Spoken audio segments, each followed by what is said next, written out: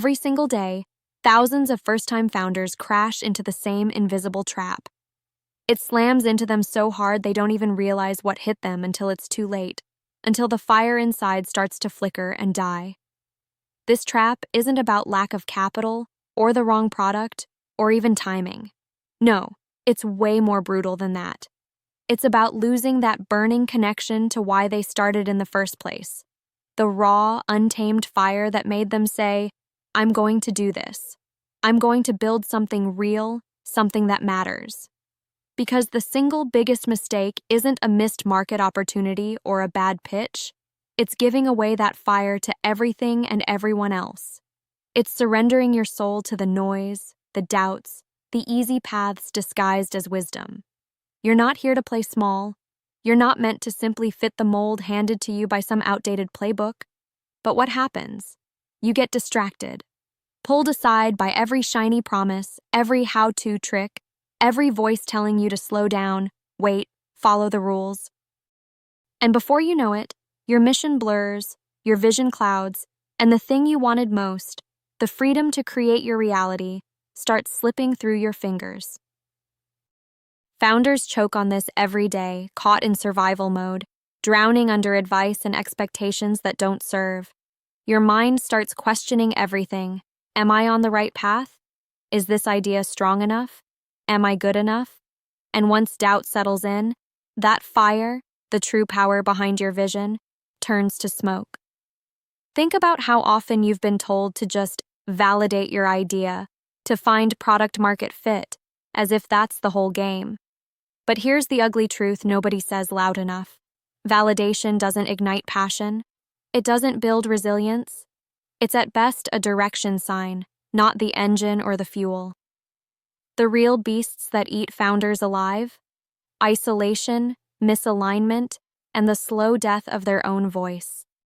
They try to mimic the market, adjust to the competition, compromise the soul of their idea for a little safety. And those compromises? They're not just business moves. They're betrayals to yourself. You start to build what others expect, what's safe, what's normal. And that's exactly how unique power fades. Everyone talks about grit like it's the final answer, like sheer stubbornness will save you.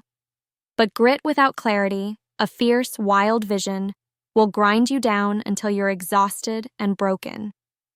Being tough isn't enough if you don't know what you're tough for.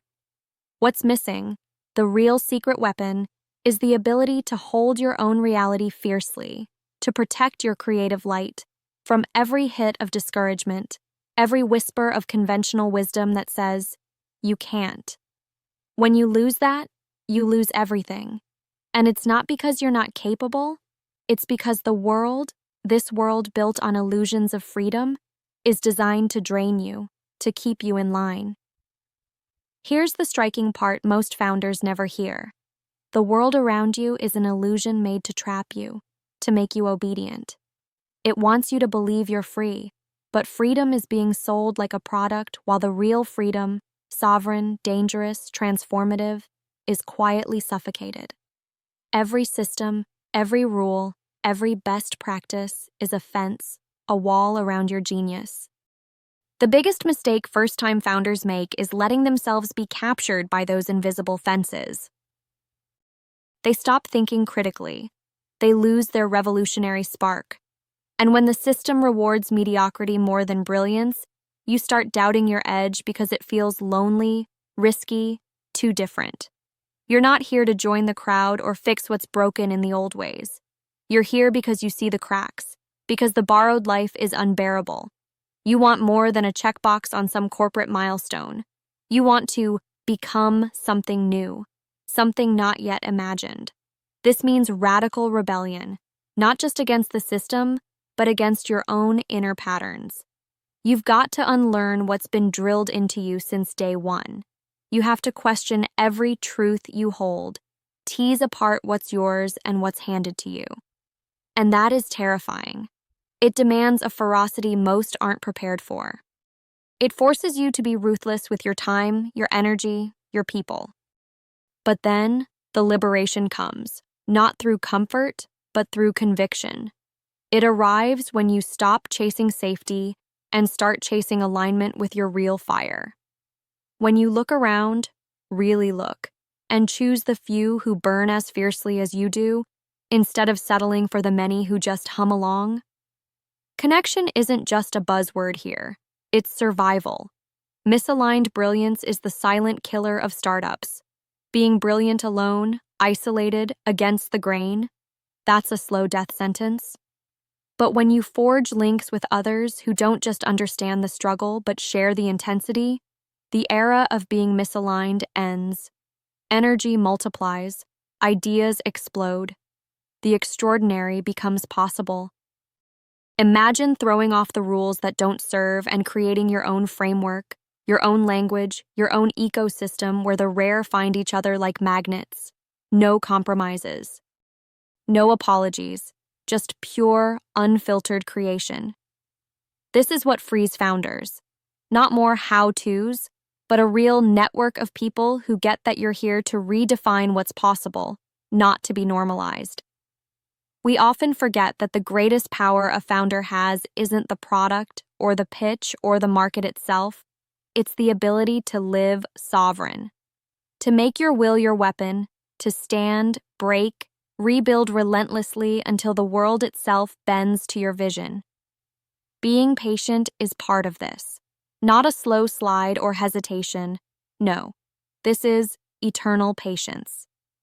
Playing the long game means trusting your vision's worth beyond the noise, the discomfort, the quick fixes, the shiny distractions. It means outlasting every voice that tries to dim you. The founders who survive and thrive aren't the ones who sprint, they're the ones who hold their ground against time. Who nurture their fire knowing the path isn't in the fast wins, but in the slow, brutal, beautiful process of becoming. Your mission is to become the kind of leader who can endure the lonely nights, the crushing moments, the doubts without losing your essence. This might feel brutal, but it's also the most liberating truth you'll hear. Freedom isn't in ease or comfort. It's in the relentless pursuit of your own reality while everything around you pushes for conformity. Don't make the mistake of trading your fire for temporary peace. Don't build a company that looks like everyone else's because someone said it's safe. You were made to be rare, to break patterns, to be misaligned with the old, to align with the new. The moment you accept that, the moment you embrace your solitude as a sign of brilliance and call in those who burn like you, your work bursts beyond what you thought possible. So stop trying to fit in. Stop validating endlessly. Stop diluting your vision to please the system that's designed to cage you. Protect your fire like it's the last thing alive because it is. Fight for what you believe in harder than anything else because that fight is your creation. Connect fiercely with those few who get it because miracles don't happen in crowds. They happen in rare collisions of aligned purpose. This is your real power, sovereignty over your will, fierce critical thinking, and unapologetic transformation. Hold this close. Make no compromises. The bigger mistake first-time founders make isn't a failure in the market. It's failing to remain true to themselves and their unique mission. Founders who break free, who rewrite the rules from the edges instead of begging for permission in the center, they're the ones who'll change everything. And that change starts inside you. Because when you become sovereign, patient, critical, transformative, and selective, you don't just build a company. You build a movement, a real one that the world didn't expect but desperately needs. This is your rebellion. This is your liberation. Don't settle for less. Not today, not ever.